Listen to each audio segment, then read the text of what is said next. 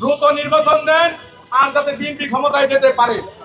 পরবর্তীতে দেশের বিভিন্ন সংকটে বিএনপির মতামত দিতে চাইলে ইন্টারিম গভর্নমেন্টকে বলছে নির্বাচিত সরকার আসলে সকল সমস্যার সমাধান হয়ে যাবে। আজকের বাংলাদেশের প্রেসিডেন্ট তৎসময়ের বিএনপির মহাসচিব মির্জা ফখরুল ইসলাম সকল সমস্যার একই ওষুধ বলেছিলেন যে নির্বাচিত সরকার আসলে সকল সমস্যার সমাধান হয়ে যাবে। আমরাও মনে করেছিলাম 26 সালের 12 ফেব্রুয়ারি নির্বাচনের পরে দেশের মধ্যে শান্তি ফিরে আসবে, স্বস্তি ফিরে আসবে, আগের যে চাঁদাবাজি দখলবাজি লুটতরাজ বন্ধ হয়ে যাবে। কিন্তু আমরা 12 ফেব্রুয়ারি নির্বাচনের পরে আমাদের কাছে মনে হলো ভিন্ন চিত্র, যে তারা 17 বছর ক্ষমতার বাইরে ছিল এবং সেই হাহাকার থেকে বাকিটা পূরণ করার জন্য তারা জনগণের উপরে ঝাঁপিয়ে পড়েছে। চাঁদাবাজি কমে নাই, বেড়ে গিয়েছে, দখলবাজি কমে নাই, বেড়ে গিয়েছে। তারা বলেছিলেন, আজকের প্রাইম মিনিস্টার বলেছিলেন তারপর আই হ্যাভ এ প্ল্যান, 1.5 বছরে 1 কোটি লোকের চাকরির ব্যবস্থা করবেন। আমরা দেখলাম 6 মাসের মধ্যেই শতাধিক কারখানা বন্ধ হয়ে গেছে, 60,000 শ্রমিক ছাঁটাই করা হয়েছে।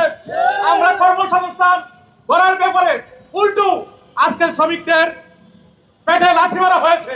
আমি বলবো এই থেকে আমরা যদি ভিন্ন চিন্তা আই হ্যাভ এ প্ল্যানে যদি কলকারখানা বন্ধ, বিদ্যুতের সমস্যার সমাধান, সারের সমস্যার সমাধান, দেশের সমস্যার সমাধান না থাকে, আপনার আই হ্যাভ এ প্ল্যান এদেশের জনগণ গ্রহণ করবে না, প্ল্যান প্রত্যাখ্যান করবে, জনগণ আবার মাঠে নেমে আসবে।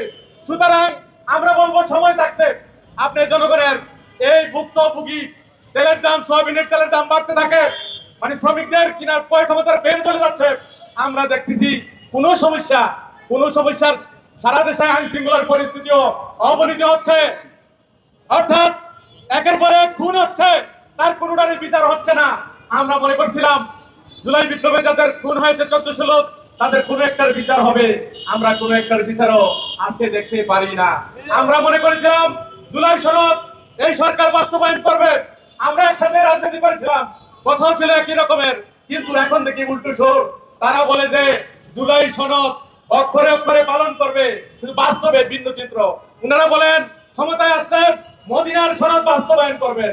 আমি আপনাদেরকে প্রশ্ন রাখতে চাই, ওনারা এখন মদিনার সনদ দিয়া ক্ষমতা চালাইতেছেন, মদিনার সনদে কি চাঁদাবাজি ছিল, দুর্নীতি ছিল, ঘুষ ছিল, টেন্ডারবাজি ছিল, এগুলা কোনোটা ছিল, দখলবাজি ছিল, বাজার দখল ছিল, স্কুল দখল ছিল, এগুলা কোনোটাই কি ছিল? কোনোটাই ছিল না। সুতরাং আপনাদের এই প্রতারণাপূর্ণ কথা মানুষ বিশ্বাস করে না।